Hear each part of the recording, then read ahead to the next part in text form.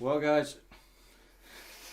Hey, she's already got a transformer out. No, this is literally the worst idea, is putting you right next to these. I realised this halfway through. Hey, I'm a Transformers fan. Need to play with the toys. Lewis, That's weird. Lewis, let me at least do the intro.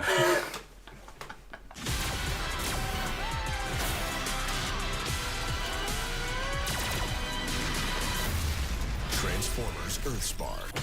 I'm so sorry, that is the old me. Exclusively on Paramount Plus. Well, Lewis, it's that time of year again. It's that time of year again where we get a brand new Transformers series. What is this, like the 15th? 20th? I lost count. How many Transformers incarnations we got now? How many times can Hasbro keep telling the same old story? Well, not this time, Lewis. Because it's crap.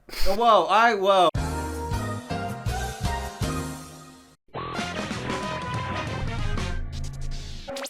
Okay, so Transformers EarthSpark.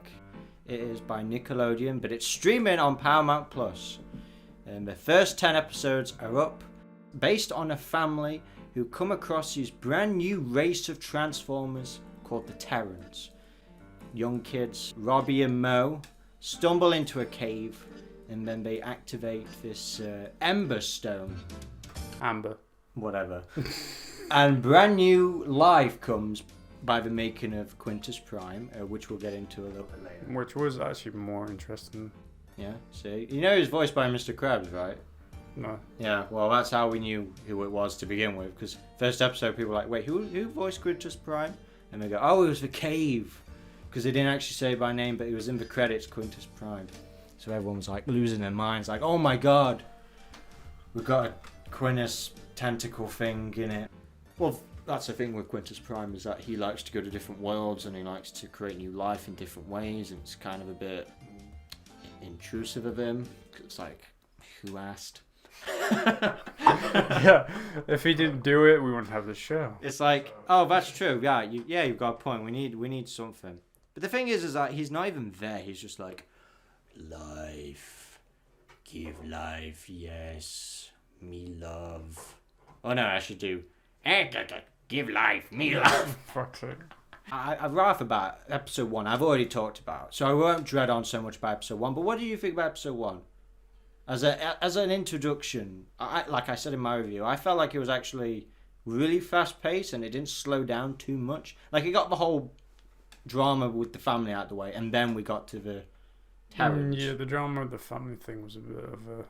It was just a skipping stone to get to the point. The family have just moved to the Witwicky town. So they actually named something after Spike, who is kind of in this show. When they do the whole Flash G1, you've got Spike on top of Bumblebee there. That was probably the most interesting thing about it, because it was like, oh, hand-drawn animation, this looks good, why didn't you do this? Well, that scene was good. You know what I mean? Like, we saw a lot of characters that I've missed for years, like Gears. Blue Streak was even in the crowd, which I was like, oh, we're going to see them in the show? Skull Crusher, I thought that was Grimlock from a distance, and I was just there like, you look a bit like Grim. Yeah. Well, we have the Insectons and we got the Skull Cruncher, which is obviously a Crusher. Whatever. We don't really see him that long, though. That's the thing. This is only 10 episodes. We've got like 16 more. And... Don't say that. It's good. It's got more heart.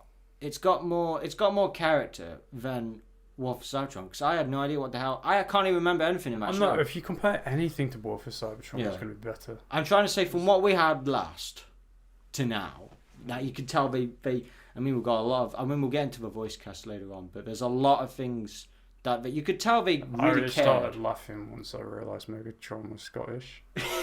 I was just there like, this doesn't make sense. Rory McCann, who Hot Fuzz, Europe. That's a guy who voiced... Not a bad idea. I know him better as the Hound in Game of Thrones. Oh, yeah, Mountain. Mountain's his brother, isn't it? Yeah. But we've got our guys. We've got Megatron, which we'll talk about a little bit later on. We've got Optimus Prime, who is unintentionally funny in the show and likes sending emojis. Yeah. Thank you for sharing your lane! I'm texting Optimus and Megatron our coordinates. Hopefully our route isn't too confusing. Someone's got to stop his emoji abuse. The robot gets me every time. Good to be on a mission with you again. I like Alan Tudyk. I've liked him in anything I've watched him in. It's just, I think the way they've written his characters, not the way you want it. Well, he's voiced not by Peter Cullen this time. He's voiced by Alan Tudyk, who is. Well, I mean, are we ever going to talk about Dutch? I'm sorry, that was the old me. I mean, I have German friends, and not all Germans sound like that. But it's a shame that one guy had to ruin it for everybody. That's because it was a Michael Bay film, so it had to be stereotyped. It's true. Yeah. Rest in peace, Michael Bay. But with this Alan Tudyk, like, no. Okay. I was just there like, when did I miss? I mean, his movies. Yeah. There's not That's good a good anymore. idea. Yeah, the last film he came out with was just called Ambulance. Nobody remembers. Anyway, Okay. the thing is, when this Optimus Prime first appeared on screen, like when he first started talking, I mean, it starts out with Autobots, which is cool, and Leader 1 is actually interesting for once. She's not just like his girlfriend anymore, she's actually like a badass. And she's good, great choreography. She doesn't seem to be in the show that much. No, she wasn't. She was only in it for like 2 minutes. Yeah, I was just there like, they seem to use her a lot in the promotion material, but she's gone. Actually, when they showed that clip, because that first clip was actually on YouTube first, they dubbed the title with RC, and everyone was like, because they got the comments off, so everyone kept tweeting at Hasbro saying, change the name, it's Alita 1, not RC. How embarrassing. In the first 10 episodes, like the first 5 are pretty much about the kids. That's pretty much it. But I felt like every lesson was learnt quicker than Robots in the Sky. All of them were pretty much. Oh yeah, they are. But I mean, when we start getting like more characters involved, like because at the end of the episode, they throw 3 more characters in. So it's like now the focus on them are gone.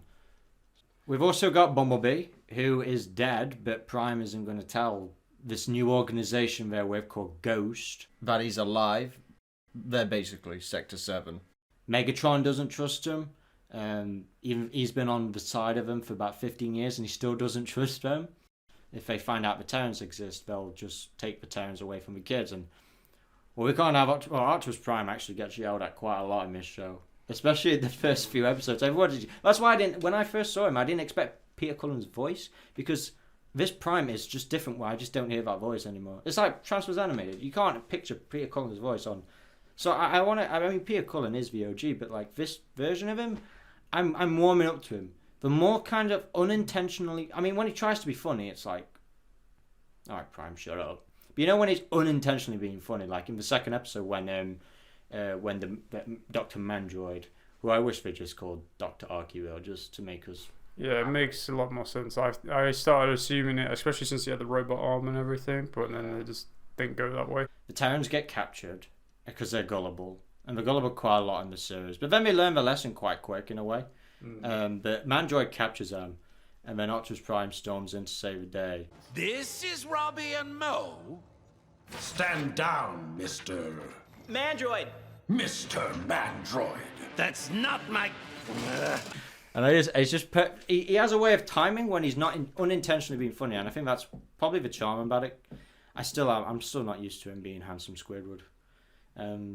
Sometimes he looks good in certain shots, but then there are close-ups on his face where it's like that face still creeps me out. People complain about Transformers Prime's Optimus being too stoic, and he's always like, no, I don't want no comedy.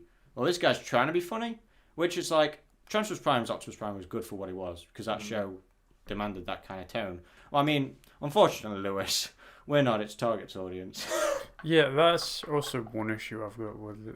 I mean, we're 24. I mean, I'm just saying, yes, Transformers started off for kids, but what about the fans that are like 40, 50, 60 years old? go. Like, where's the stuff for them? Well, That's what I'm saying. This show is too targeted for the children.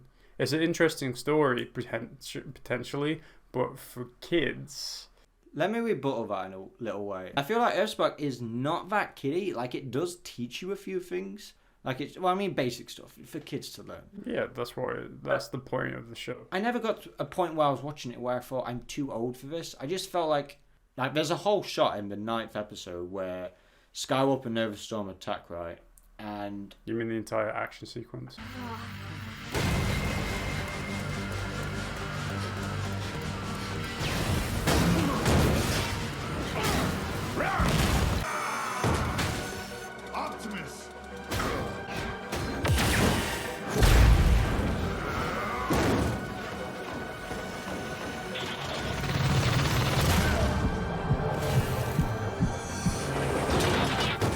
that was like dramatic as hell. No, that's what I was looking for. Like, that, hands down, is the best moment in the whole show for me. It's so emotional. And Skywarp teleports. Finally. It's taken us this long. And Megatron using his alt mode to attack. Like, that's a rare thing Transformers do. And when you see it, it's just badass. That's where I feel like every Transformers fan looks forward to season 2 instead of season 1, because season 2 is like Transformers. Where they learn. Yeah, like Transformers animated season 1 for me is like it's dry, it's good, but it's dry. It's season 2 where we get a lot of lore stuff and Cybertron and blah blah that plot. But like even Bumblebee has been aged up because he's like they're supposed to be this young mind-hearted kid, but he's trying to like train them like normal. Aged. Yeah, he's trying to be like a normal teacher, but then it's like he's got to show his kid side again. I mean, I love how in episode 3, for example, he's just fed up the whole time, and he gets pretty much talked down by a cow. She's training. Come on! I don't need that big bumbling know-it-all's help. Know it all.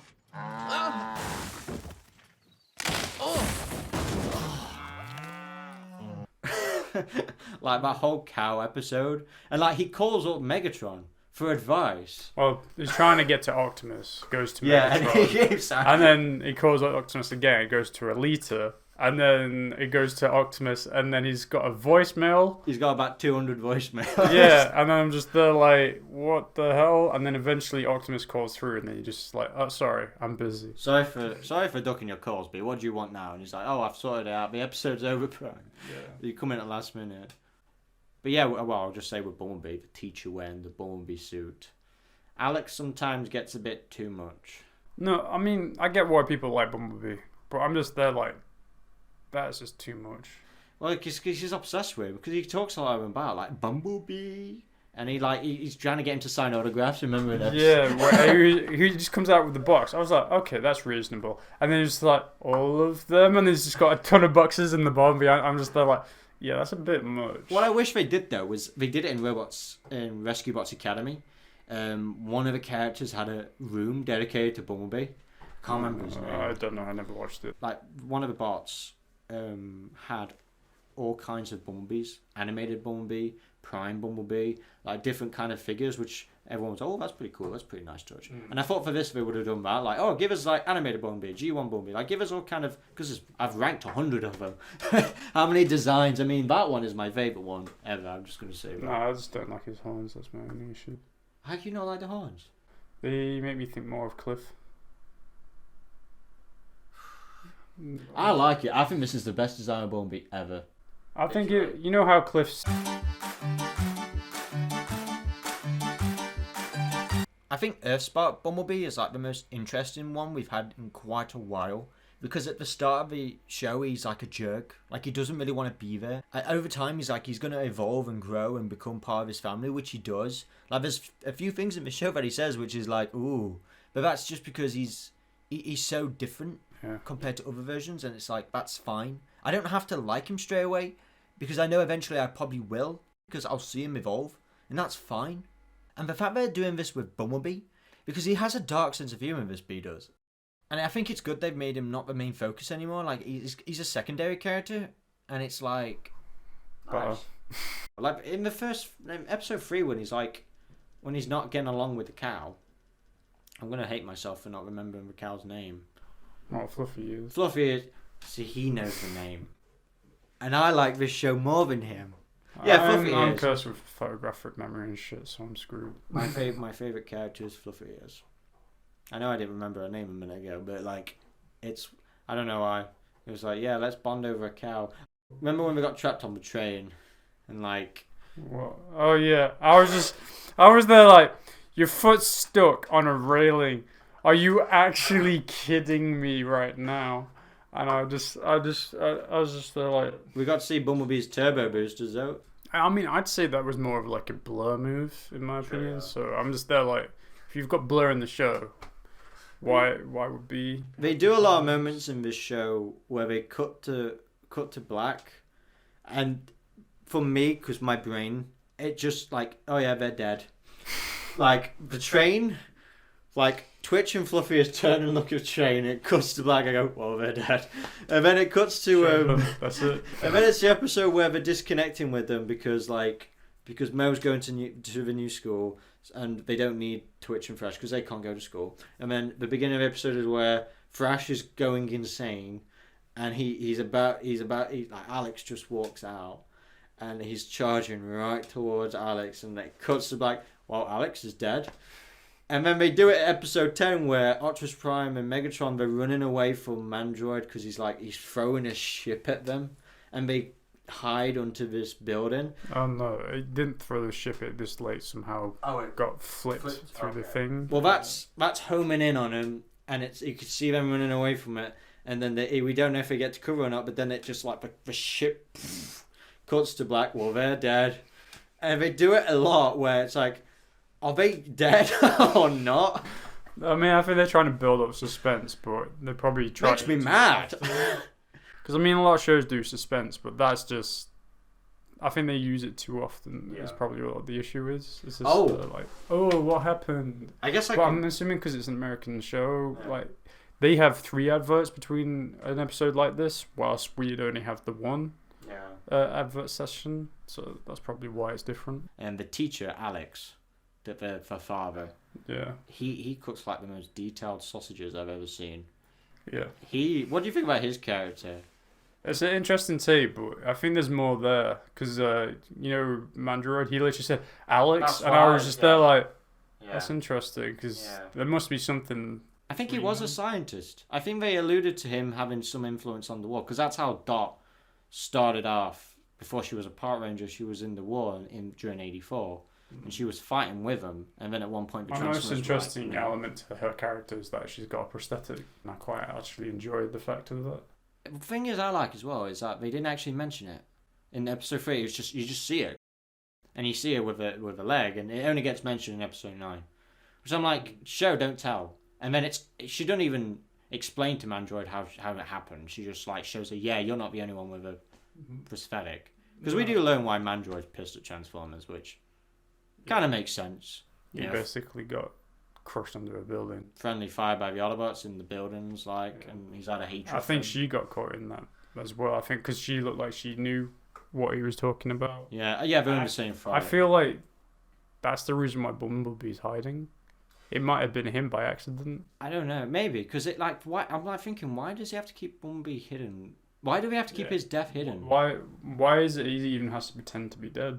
Why can't he just be on the run or just disappeared? But they're saying he's dead to the G.H.O.S.T organization, who I do not trust. Yeah, well, there's one character though that in episode 5 Classified where we get pretty much Agent Simmons from Sector 7 show up, and Prime's snazzy glasses. He was. I didn't care about him, but I could see what they were doing because we do see a little bit of what G.H.O.S.T is inside, what it's like inside G.H.O.S.T, inside the facility. It seemed like they had a big Teletron computer in there for some reason. They had Teletron 1. Yeah, they had an Easter egg of that, which I thought was pretty cool. Oh hey, Teletron 1, don't speak, but at least they added it there. Yeah.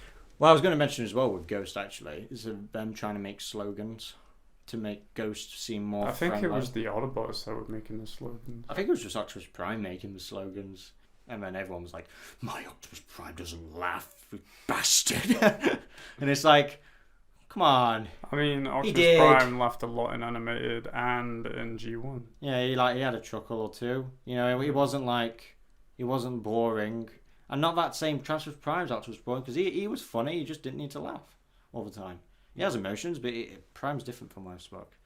Well, that's the thing. It's only 10 episodes, so I can't really judge the season yet until I've seen all of it from what they're trying to show us. But yeah, the kids I found not bad. They're not as worse as other kids, because it's nobody can top Energon Kicker. But these kids, at least if something bad happens, or if they do something that annoys us, the viewers, they kind of make up for it in the end by either learning because that's the thing with Robots in Disguise, they learned a lesson and then they had to learn the same lesson over and over and over. But this lesson, as soon as they learn something, it gets whacked up pretty quick, and then next episode there's something completely different. Like the whole teacher episode when it's Mo's first time at school. That episode, I just didn't like it. I mean, I know they were trying to explain some sort of probably like plot line where they needed to get energon or the energy from the Earth, but I was just there like, this is a bit ridiculous. They don't need energon, they need water, which is what makes them like connected to the humans. Is that, well, like humans, we need water, and that's what brings them back to life.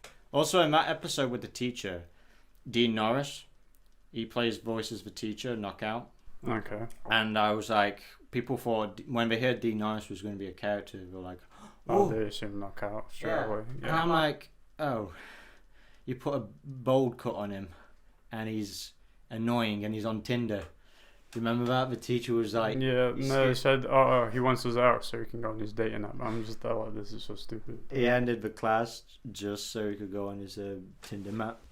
Oh, and then also at the same time, we've got Bumblebee fighting a raccoon. Yeah. Hey! Yeah, you!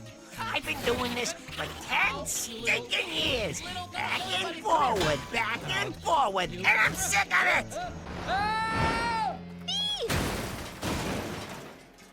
Well, I'm not gonna do it no more! But then it's episode 8, where things start really moving. When we get Soundwave. I find it kind of funny how every character in one way or another looks like I G.H.O.S.T. got really annoyed with the fucking colour scheme thing again. What? Frenzy is now Rumble's colours. Like, everyone constantly complains about who's who, but now they've canonized it for kids that Rumble's gonna probably be... Did they even name Frenzy by name? Yeah, it said Frenzy. I couldn't remember. I think it said Frenzy in the house or something, strummed the guitar. Oh, right, yeah. I was just there like, you're Rumble. Yeah, that annoyed me. But at the same time, I was like, the thing I didn't even care about the colour scheme. The only thing I was focused on was just the guitar and the mohawk. Yeah. And I think they referenced animated a bit for the guitar, and then they probably just went with the mohawk thing to make it look like an emo kid. I mean, I liked the fact that they included the cassettes, and they didn't even see. The thing is, they didn't include Frenzy, and I was like, why is there only 3? Where's Frenzy? Just make it complete. What they call Rumble now, I'm assuming. Well, no, so yeah, shit, I just messed with it. I was like, where's Rumble? Hasbro fix it and make it Rumble, not Frenzy, because purple's Rumble. It's been like that since G1. I was gonna say, where's Rumble, right? And then later on in the episode, like Megatron he hates the fact that Bumblebee can like slap things on him. Like Megatron wants to not look after him. He says no, they're I think harmless. he doesn't like the fact that they using like lethal force, detainment. But then because he is for equality and forgiveness. He's like, they're just rodents. They're not actually like Soundwave or Starscream. They are just like small bots. They don't mean any harm. Which they brushed over pretty quickly. That that Starscream is just there like ha ha ha ha, and I'm like, don't worry, we'll get to that. But with the Rumble thing, I was like, make him complete. Bumblebee tells a story to the kids, and he thinks it's completely fine to tell these kids that. That sounds like when a bot is almost out of energon. It's like our fuel, our blood. One time when Soundwave was low on it, he tried to eject and instead exploded a cassette inside his... Oh, maybe that's not the best story to share with you. My point... And I'm like, was that Rumble? That might have been Rumble, to be honest. But I'm just also there like, why didn't Soundwave die? Yeah, because you'd expect like either Ironhide or Grimlock at best to say something like that. I mean, I get it. He's had a lot of wars with the Decepticons, and it's like Decepticons will say the same thing, but it's like for Bumblebee to say that, it's what makes him interesting, because you just wouldn't expect Bumblebee to say that. I mean, imagine if Megatron heard Bumblebee say that, because Megatron didn't already like Bumblebee using those gadgets on the cassettes. Like, he's not been around humans for a long time, so it's like he's slowly learning again. And I think that attributes to its good writing, because that made me uncomfortable. Like, that is good writing. I mean, it could not be Rumble. It could have been completely something different. But, for a kid's show, that was actually interestingly dark. I mean, Soundwave looks like a bat. And I love his design. It's pretty sick. He reminds me of Mindwipe from the movies, toy line. Yeah. Especially because it's his V mode as well. Yeah. But I find it kind of funny how every character in the show looks like a G1 counterpart, except Soundwave. It's always Soundwave. His voice was cool, but I mean, the moment that he called Megatron a traitor, I was like, wow, this is actually... Megatron got really emotional. He was just like... I was like, that's character development for Megatron. Well, not character development. That's character we want to see. Like, why? I was like, let's focus on that, but instead it focused on the kids. Well, we got RC in this episode as well, and she just wants to beat everything up. But that was a lesson. Yeah, I was like, what is going on with RC? I really liked what she said to Soundwave. Yep, you're done. I don't think she's shaped enough. Like, Elita 1, Elita 1 has more, like, bulkiness and shaping to her. Elita 1, RC just looks like a piece of stick with a few things stuck onto it. Yep, you're done. For me, the design's fine. It's just the colouring is just... It's just all over the place. It doesn't look appealing. It looks... I don't know. It just doesn't look... It looks bleak. I gave you my fealty to save our people, not to be Ghost lackey. Lackey? Because we got Optimus Prime and Megatron actually disagreeing. Because it's like, it's good that they still fight each other, or argue. You know what I mean? I mean, Megatron's still like... They're still trying to learn to work with one another. Yeah. Even though it's been 15 years. And they actually do learn something at the end of the episode, like a different way of approaching. Like, Megatron kind of apologizes, or kind of like understands what Prime was coming from, and Optimus Prime understands where Megatron was coming from. That's why they don't use those tactics anymore. Yeah. And I think it's the Soundwave fight that really brings me together. And then you've got the human characters as well fighting the drones, which I thought was fun. Like, the kids actually do stuff, and it's somewhat dangerous, because it's like the mother at the beginning of the episode, the first series, she was like, my kids aren't going to be fighting Decepticons. No. I'm like, right, that's a reasonable parent. Normal person. Then next episode, like, they almost like get killed. And then it's like, okay, no. And then it happens again. No. And then she's just like, screw it. I mean, if they're with them, I mean, they do have some sort of unique and power abilities. Who out of all of them is your favourite one? Twitch or Thrash? Mine's Twitch. I think she's probably the best. I think maybe Twitch as well, because she's got more of a character. Yeah, I mean, every time she's sad, I'm sad. Every time she gets hurt, I don't connect. I get with her mad. that much. Not that I don't connect with her. I don't have to. I just find her. She's got ADHD like me. Where how she behaves and acts in the show. Like she's got like. I mean, the Wheeljack. Let's talk about Wheeljack. Howdy, y'all. Wheeljack's design I quite enjoyed, Yeah. especially his face mask thing. Like, I prefer it that it's a mask and it goes down. But I was hoping the way I like to design him is when he's got his face mask, the lights go off on his sides, and then when it comes down, they. Yeah, they still didn't do that, which was like. Yeah. It's just how I design them. I would have designed them as well in this show. Like, why have them if they're not gonna light up? Wheeljack, like, I mean, the little petty things. The only version was that one. Oh yeah, he did. Yeah. Yeah, he's the only one that's who right. actually did it. Yeah, that was. God, we got that back for about 2 seconds. Yeah, he just says 3 lines probably, and then that's it, and then he's gone. Unless he's in Rise of the Beasts. But I found it hilarious though how they used him, because it's like, it turns out that Twitch scanned one of his drones, so she calls him Dad too. You built the drone I scanned? One of my better inventions. No accidental self-destructions. Yeah. You're kinda like my dad! No. That's not how it works. But I already have a dad. Oh! and then at the end, Thrash just includes himself into that as well. Well, thing is that Twitch like goes for a hook for him because they defeat the Arachnomeds, because they kind of get lost in the woods.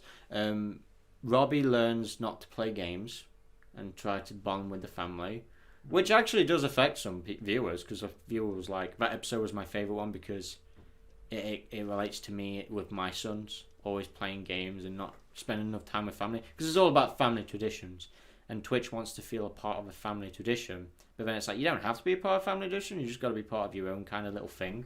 Yeah. You know, which is like I found it funny how like the Alex, the teacher, because he's a teacher now, I believe. Yeah, he said he was. I think he said he was a teacher now. Yeah, historic teacher, I think. Yeah, and he starts telling about the story of his ancestors who were from the Philippines, like, and nobody cares, especially us, the viewers. Like, nobody. I can do, because he was talking about the.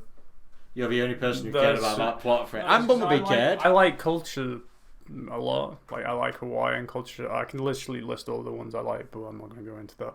It's just like, Down, yeah. I haven't learned much about Philippine, and then they were talking about that supernatural bird bat vampire thing, and I was like, that's quite interesting because I mean everyone's got some sort of version of a vampire.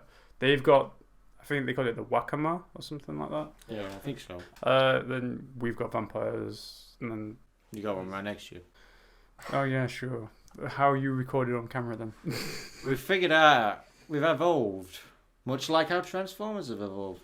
Yeah. So Yeah, no, but like the fact that she like at the end when we defeat the Arachnoid, she like opens up to Wheeljack like, please hug me. I mean, he just like he's not a family guy. Hey, he walks off and she's just there like, and I was just like, hug her. What are you doing, mate? She loves you. She cares. She needs a parent or a guardian, whatever. It's like that's why she's my favorite. I don't know why she's just. Because she had a big moment in episode 9, and no, episode 10. She had like a big moment in episode 10. Which... Well, when she basically tried to go single-handedly against the big arachnamech thing. Yeah, and that was kind of emotional in a way. I was like, oh, have you ever noticed something that... I was there like, she dies. I was like, don't dare. I actually honestly thought if Megatron did do it, he might have died. Yeah, because he was more... I mean, that's the thing with Megatron in the series. He's very... more noble. Like, he cares a lot about these characters. I mean, that's what Megatron's always been like. It's just the evilness side of him hides that, but he does care in his own way. But when he's evil, he's like Galvatron from G1. He's a complete dick. Yeah, I mean, well, thing is, yeah, essentially. Yeah. I mean, Quintus Prime tried to give more kind of some sane, like some explanation to his madness with Dark Energon. They kind of infused it with that. But the idea of Megatron being this gladiator or this politician and then evolving into this evil gladiator. I'm assuming this is a line continuity variation, especially since it said 13. Yeah. And then you said Quintus Prime, and I'm just there like, and then it's got his actual relic thing, which was the Emberstone. So I'm just there like. Let's talk about Megatron though. Megatron is perhaps the most interesting part of the series, but I mean, it's only 10 episodes. We don't see him a lot of him yet. It's only towards the end where he starts to get more to say. Yeah, I mean, it's an interesting take on him, especially since he's basically got animated vehicle mode, essentially. Not the same thing, obviously, but he does have the 2 propellers thing that he has. It's just an interesting take on him, being the fact that he's friends with humans.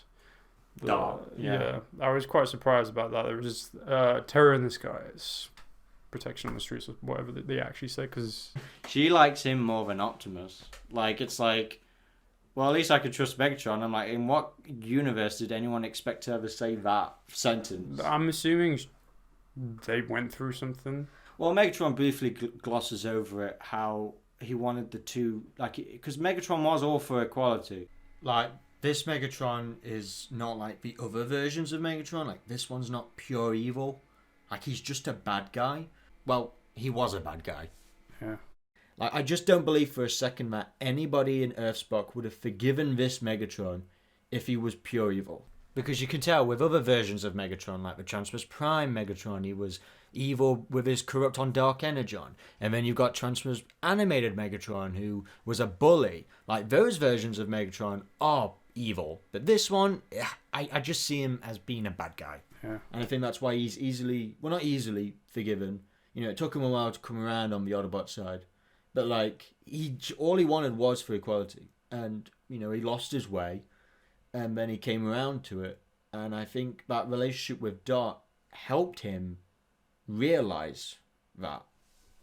There are some episodes of G1 Megatron where he is written right, where it feels like that when he's not being evil, when that's not a plot, when it's just Megatron kind of being intellectual in G1, which does happen. I can imagine him switching sides. And with this Megatron, it's like, I don't know why people don't find Megatron switching sides interesting. That's how I've always depicted him. Like, when I write my own stuff, eventually Megatron turns good. But he has to go through a lot of stuff being evil first. Right, so let's talk about what the main juiciness, the main excitement that this season has. Because in a way, it feels like a season finale already. You know, with the way Abby ended episode 10. But I felt like episode 10, like, when you called me and said, I'm not feeling it because the kids are like, the plot's heavy on the kids. I'm like, watch until the end because I feel like this is the part where that arc is over.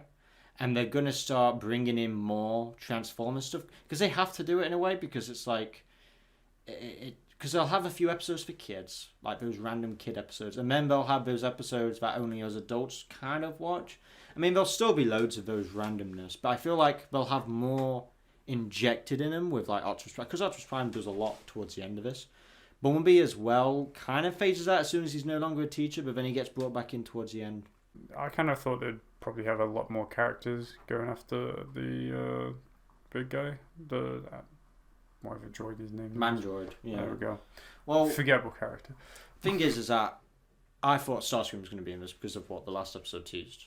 Yeah. But I assume that will probably, because that happened straight away, so it's like, oh, they must have gone out straight away. But then it's like, oh wait, no, maybe they'll wait a while to break free to the perfect time. But like, it'll probably be either mid-season finale or full, and like the actual series' finale. Silas was the last human villain I cared about because he was like, okay, he's actually determined to try and kill these guys, and so is Mandroid. And then the way they kind of wrap his arc off pretty quick. I think he'll return in the future, but this episode pretty much was like, yeah, no, we're done with Mandroid already, because he's using the Decepticons as puppets. Like we get the main stars at the beginning of episode 9. You've got, it's called Age of Evolution. It's all 2-part. We've got Nova Storm and Skywarp. I didn't like Nova Storm's colour scheme. She looked more like Sunstorm, if I'm honest with you, or someone else, because Nova Storm's purple, but different. I thought they were going to do something with Nova Storm's character, because there's a line where she says, is it too late to join the Autobots? And Skywarp's like, no, shut up. And it's like, okay, that's interesting. But then halfway through the episode, when they're back in the cave and they give birth to these 3 brand new Terrans, she destroys that cave. And her complete redeemable arc is like wiped away because it's like, okay, you're a dick. I don't know, because how Bumblebee had major reaction. Yeah. That's another reason why I think he might have been the bot that did the friendly fire and hit a building thing. Because it probably gave him a bit of PTSD of someone being buried alive. And then I literally thought he was going to turn around and probably shoot Nova really hard. There must be mess her up a bit. There must be a reason why Ghost shouldn't know about Bumblebee being alive, because he was the last one. I hope they at least address it in the first series. If they don't address it at all, what's the point? Yeah, I felt like they've been doing a good job of addressing some things, but then some things it's like it's season 1, so we've got more to see. We've got 16 episodes, so if they don't mention 16 episodes, it's probably only going to be 3 seasons. Yeah. Well, I mean, that's not because that's Hasbro's trademark, isn't it? They've already 3 seasons, and then they restart a new series. They've commissioned a second one. We know season 2 is coming. Like they've greenlit it, so they have a lot of confidence in it. It's like, oh, cool, nice. Mandroid is using Skywarp and Nova Storm to bait. Well, he wants a left arm. How did he intercept them? That's my only issue. Like, if Ghost is this secret organization, yeah, he's part of Ghost, so he probably somehow knows how to hack them. But do you not know what when they went back to the old base, like because in the first 2 episodes they defeat Mandroid, and it's like, okay, he's been defeated, but then they never think to go back to that same place. But then they do in this because they're looking for him again. But the thing is that his whole building has moved to a different location. Yeah. And it's like, how? And then it shows you at the end, oh, it's a giant. I thought it was a robot, but it turns out it's just a giant. I honestly thought it might have been a Titan. Yeah. I was there like, how the hell's this guy got? How is this guy doing it all by himself? Is he? I know he's a scientist. I know it's a kid's show, but it's like this guy should actually be instrumental to our fucking asteroid nuclear defense or whatever. Like, this guy's a vital character in saving the world. He's Cybertronian, so he's taking out a personal war on them instead. It's always the evil scientists that we need, and then it's like, oh well, we don't need their brilliance because they're evil, or whatever.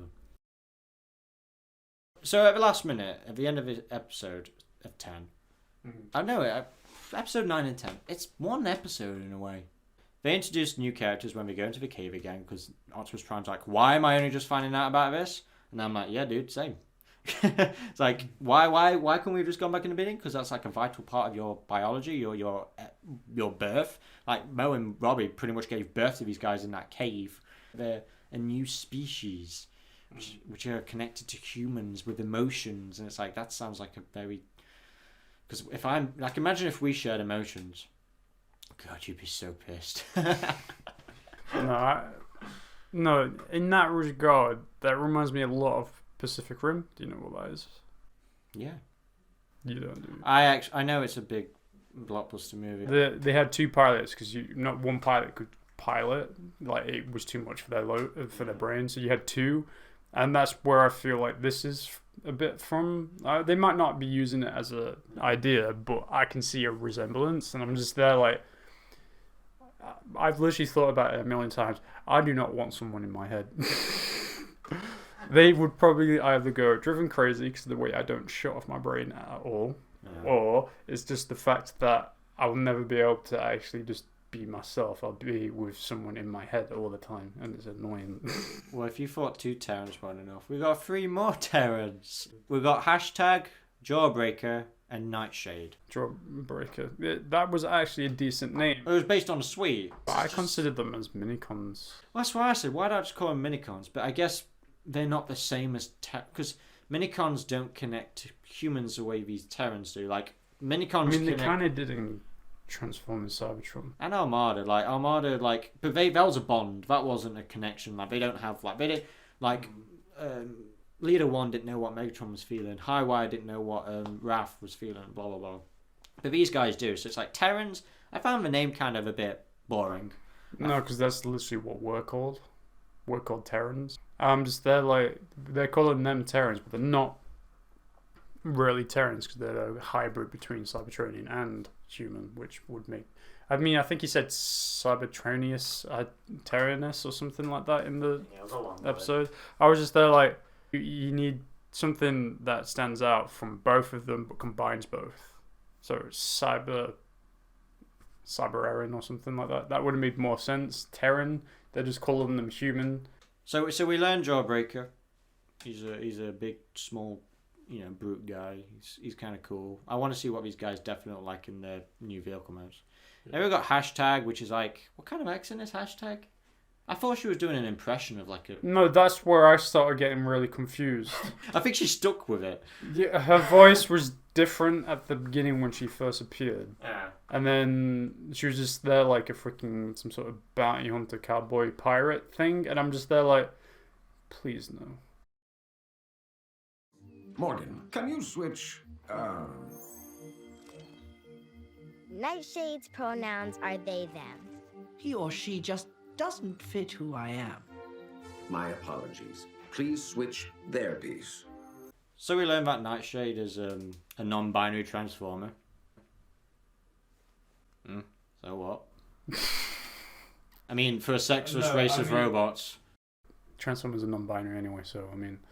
Like, everyone on the internet was like losing their minds, and I was like, the irony, because aren't these the same people who are complaining that say they're sexless and have no gender? No, I mean, I just brushed over it because, like, yeah, that's just what the world's like now. Optimus Prime said, oh, sorry. Yeah, I'm just there, like, that's what the world's like now. Okay. I think if more people were like Optimus Prime, where they were like, oh, sorry, I think we'd be alright. Maybe. I mean, I want to talk about Optimus. The most funny part about that whole scene is just when we've got to take cover. Takes him to a donut place. We were like, he takes him to a donut place and he's like planning out on how to take down Mandroid. And this is where Optimus Prime's character starts to come out a little bit, where he's like, he's not being such a... Like, he don't like the idea of working with Ghost, but it's the best they've got. But then at the same time, Optimus Prime shows him in the end like, oh, this is the Human Alliance. Because Megatron actually likes the kids. He actually, likes Dot. I mean, that's the thing. I really want a lot more of Dot and Megatron. Because they showed us in this episode when he gets captured. Yeah, because I quite enjoyed it when them two were just on their own actually fighting. And, like when he's walking and she grabs onto his leg. That was cool. That was just like, that's instinct. That's like partner instinct. Like, their next move. So she just grabs on and then she's ready. And I'm just there like, bro, this makes so much sense. And that's what I want from the show. Because it seems more grown up. That's the only reason I like that more. It's because it's more intriguing. I'm not saying it's not what kids would want to see, because it looks very badass, but... She's got a lot of energy, though, for a woman of her age. Because you got to think, she was fighting in the 80s, so she must have been like, 20 or 25 when she was fighting with the Autobots in the 80s? Yeah, she's probably in her 40s. And now she's, like, doing leaps and bounds, and she's doing roly-polies. And like, people in their 70s can do stuff like that. It just depends on how they keep their body. Well, not everybody can be Arnold Schwarzenegger, Lewis, or Rambo. Yeah, but I'm saying she has. If you're military, If you can do that when you're 60, I'll be proven wrong. There's also a moment when if they do a Transformers Dark of the Moon, Megatron transforms at the right time so Doc can land inside. Yeah, I saw that. And I was like, that's cool animation. I was like, she should have been crushed, but okay. I was like, yeah, shouldn't her back be like snapped or just Yeah, can't you remember when Spike was in that Ironhide animation? It's like, oh no. Oh yeah. Your arm sticking out and everything. Did it again.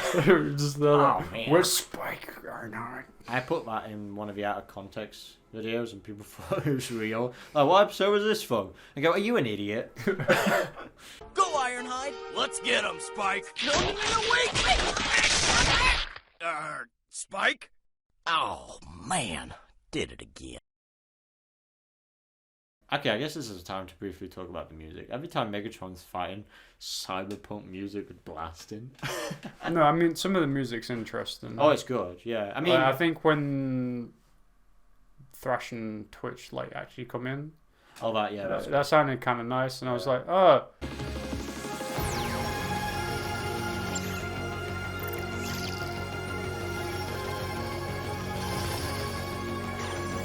It's got a Stranger Things vibe to it.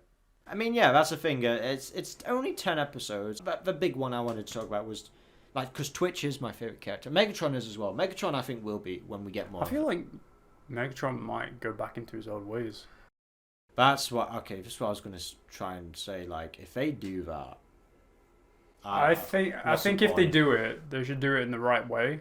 Yeah. If they do it just so Megatron's the bad guy again, that would be my issue. It would. I mean, to be fair, I thought think they it's were going to be Starscream, personally. I thought they were going to cut it short because of the whole Soundwave episode when Optimus Prime and him were butting heads, and he saw the way the cassettes were being treated. Mm-hmm. And I thought, okay, this is him. If they cut this short just like this, they hype us up with him being a good guy, and then they just take it away from us straight away. Like, it's not the fact that I'm going to be like, oh, I want Megatron to be good. It's going to be a fact of what a waste of writing. Because that could be so... I mean, it seems like they're not going to be doing that because there's a lot of bonding moments, a lot of character moments where Megatron's giving advice to Twitch, saying, don't go head fast, else you'll mess it all up. Like, don't get overhyped with your courage or whatever. Like, always, reserve yourself, whatever. Mm-hmm. And then she has that big character moment where she, like... That was proper emotional for me because it's like everyone's... Optimus Prime and Megatron are arguing. They're being dads. And then you've got her, like, just looking up where... Screw it, I'm going to do it. I have to do this.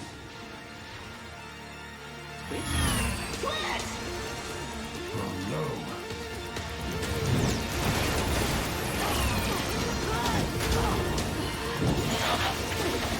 And it was just like, wow. I didn't think she was going to die, but it made me feel like she could have gotten really badly hurt. Because we just got these 3 new Terrans, so I don't know what the hell they were going to do. Like, oh yeah, what a way to do it, EarthSpark. I thought they might bring in more characters, to be honest. Not just 3, or like probably an army of them. They might do in the end. I don't want them to do so many of it because it's like I don't want to lose track of them all. I'm already having a hard time remembering the other 3's names. What I was going to say was like, at the end of Transformers, like, because the thing is, like, people say, why is Megatron a good guy? And like, this is the same people who liked Transformers Prime. At the end, when Megatron was like, no more Decepticons. And with Robots in Disguise, we had concept art for him. Megatron was going to be in the show. That's what I was hoping for the last season. When they were all, like, when Prime came in and said, I had a team doing this. I was like, Megatron. But they don't. And it's, like, disappointing for us because we would have loved to have seen that Megatron. I imagine he would have been like Thanos, though. At the end of Infinity War. I imagine just Transformers Prime Megatron just being in a barn and just sitting there and just not caring anymore. Yeah, in exile. That sounds more like him just... Because he's a warlord. Of course, he's not going to be like EarthSpark Megatron. But the thing is that is kind of a... EarthSpark is a treat to that arc because now we finally get to see that of what it's like. And, they show G1 footage. Well, they imitate or tribute G1 footage, but it's not actually G1. But if you had to think about that style, it's like, okay, yeah, this Megatron, we don't know so much about him. Like, we think of him as G1 Megatron, but then we don't. Oh, wait. Did you notice?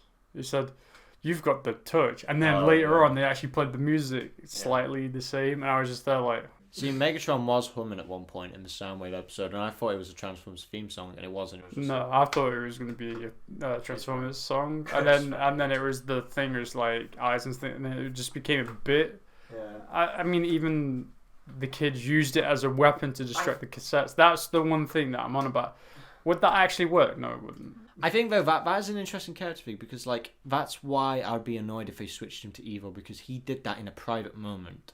Like, he hummed, and he said, curse those catchy tunes. And then next season, he's evil, and then, like, wait, hang on a minute. In that season, the only reason I think they should make him evil is if he sacrifices himself, but Unicron finds him, makes him Galvatron. That's if that's not already happened in this. Because I don't know. We don't actually know about...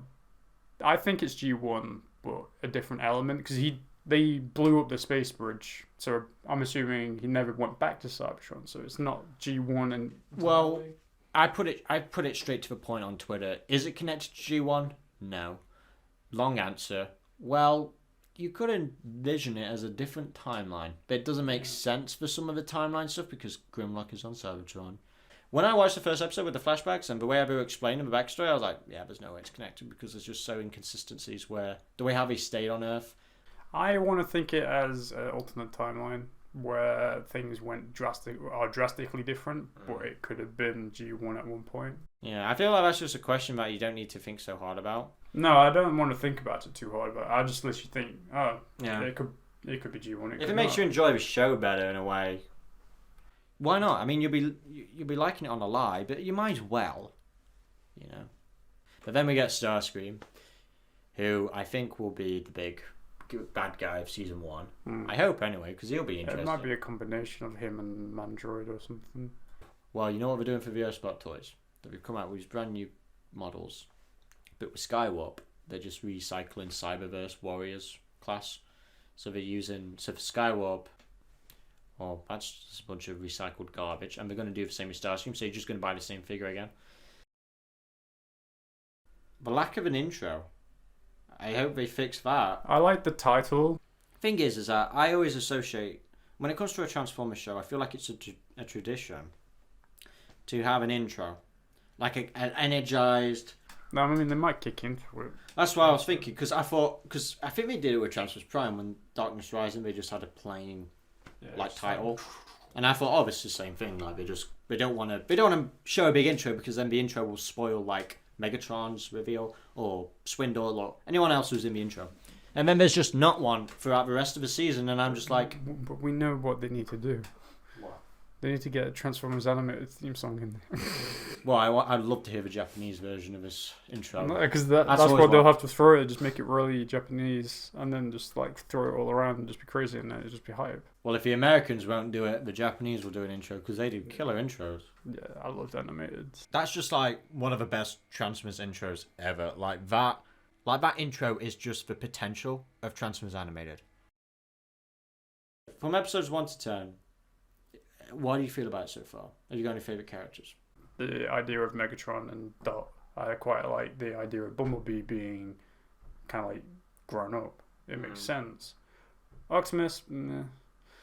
For me, with every incarnation of Optimus Prime needs to be similar, but then also different. And I feel like with this, I like what they're doing. I want them to do it better, because the emoji part, him sending emojis, that was funny. Like, I just found that funny, because that's him trying to communicate, trying to be like humans. It's just not Optimus Prime that we know. And I think that's good, because it's like we don't have to compare it with anything. Like, I mean, we had it with Transformers Animated Optimus Prime, actually. If I had to compare, okay, yeah. But that was a younger version. This is the more mature Prime we're seeing having a funny time. There's just the way Optimus feels is like he's a dad. Well, What's in Disguise, actually, 2001 Optimus Prime from What's in Disguise, was actually a bit more toned down as well, which a lot of people liked. Cyberverse was way more kiddie than, I think, EarthSpark in a way, because it was trying to be just 10-minute episode, quick, fast forward for young kids to binge watch, blah, blah, blah. But this is trying to be a 20-episode... It is a 20-episode season, and with longer episodes now, which is what fans have been wanting for a long time. I know we got it with War for Cybertron Trilogy, but that felt like 22 minutes felt like 22 hours. Yeah, because it just wasn't done right. Yeah. But I mean, that Optimus Prime was boring. That Optimus, oh my god. Tell me, you forgive me. No, it's just like, I'm just like oh my god. Just like, that is not Optimus. You put that name on him, but that is not him. Imagine, we should have just done we should have done Cyber. We could have just been, if we had the same setup for the Netflix series, it would have just been us 3 hours talking about how shit it was. Yeah, 3 hours is a bit modest. Yeah, I mean, well, it would feel like it because of the show. No, it would have been 6 hours long video, just ranting and just taking the piss out of Optimus. It would be a gag every 10 seconds or something, or in between things, with Optimus, just like, he's fucking shit. Like Megatron as well. He wasn't portrayed well. And then the dinosaur Megatron from Beast Wars, I was just like, this is fucking weird. The dinosaur Megatron from Beast Wars? Yeah, the Beast Wars Megatron in the Siege. Oh, not the Beast Wars character. Not Beast Wars. Okay, I was gonna say like the Beast Wars character in he was such Siege. a bitch. I was just there like, what kind of character is this meant to be? Because I swear in Beast Wars he was more evil. He was way more it was way more canonical. He was way more interesting. Yeah. So I was just there like. In fact, I'd argue that Beast Wars Megatron is way more interesting than any other version of Megatron in a way, because just the way how he worked. He was a renegade. He was like a rebel prisoner. I mean, he wasn't actually Megatron, so it's probably why he was different. Yeah. That's why he named himself after Megatron after all in the show. But I felt like his character was a bit more interesting because he had a bit more. He had a quirkiness to him. Anyway, this show overall though, I thought it was actually the first 10 episodes. I felt like it was pretty solid. It had a structure. It knew exactly what kind of story it wanted to tell. All the stuff that I had a little gripes with, which weren't a lot by the way. I forgot about him immediately when we got like, I don't know, when Swindle appeared or when Soundwave appeared especially. Or even when Starscream appeared, which made me go, oh, okay, I need to see how this plays out. I want to see if we'll get Jetfire. Maybe that's the thing, like when I saw Gears and Jazz and all that in the G1 flashback, I was like, give me Gears. I want Gears to be like annoyed at every character in this show. And I want to see at least Blue Streak. Overall, I felt the voice cast was pretty... you could tell they were actors. You know, you could tell they were professionals. You know, the union, like, but you could tell they actually know their craft. Yeah. Would you recommend EarthSpark? They're not catering to all of their fandom. They're just catering to. They tried to with Netflix. Yeah, but that's because they failed miserably, and they should do something else. But actually put what they're doing on this show into that as well, like putting actual hearts into it to make it. I think you're being a prick. So I think you're being too much of a prick about it. I feel like I'm kidding. I just wanted to shock you. I feel like season 2 will be that. I feel like it'll be Transformers animated because animated was serious. It had its kid moments, but they balanced it. Yeah, it's just normally I jump in at season. I just kind of like season 3. Just yeah. There's just you have a lot more going off in season 3. Because we like Transformers. I mean, I don't mind the human characters in this show. I actually feel like they're pretty decent. But I don't feel like they're going to go anywhere now more forward than this. Because I feel like they've already learnt the lessons already. So if they dropped off after the first season and we get... No, because, I mean, it's a kids show, so kids have got to learn stuff. Oh, yeah, there's a lot more to learn. So they're going to have to teach the audience. But Lewis, I've learned everything. Because that's the issue. The kid shows, they have to kind of teach their audience to be kids and like grow how to be a decent person. And I'm just there like... And we need to be taught how to be adults with robotic aliens from a different world that have no sex. Yeah. What do we need to learn from Transformers? It needs to be better. We need to learn about... Yeah. Well, I mean, hey, we've got something mature on the way. We've got Rise of the Beasts. Yeah. Look forward to that. That should be good. Another movie. Hopefully it'll be alright. Yeah. That's... And a potential game. Yeah. Well, we won't talk about that. I mean, honestly, the shots I saw from it made me go... I just realised how out of shot you kind of are from that. Well, that's our review of Transformers EarthSpark. I definitely cannot wait. I don't know when we're going to drop the next season. but I'll be sure to let you know, so we can find out where this plot's going. I hope we actually get to see Quintus Prime. That's all I'm gonna say. I mean, if they bring in the Dinobots, I'll be okay. Yeah. Probably be the only thing to actually watch Yeah. this show for is the Dinobots, because that's what I've done before. Don't worry, Lewis. You will learn to love this new Optimus Prime and his glorious high-definition cheekbones that make you not want to be scared of the dark anymore. Scares me. It genuinely scares me. No, I just don't like his design. He's trying so hard to be nice, and it's like your rib cages are on, bro. Put him away. Hey, do you notice I got Ravage?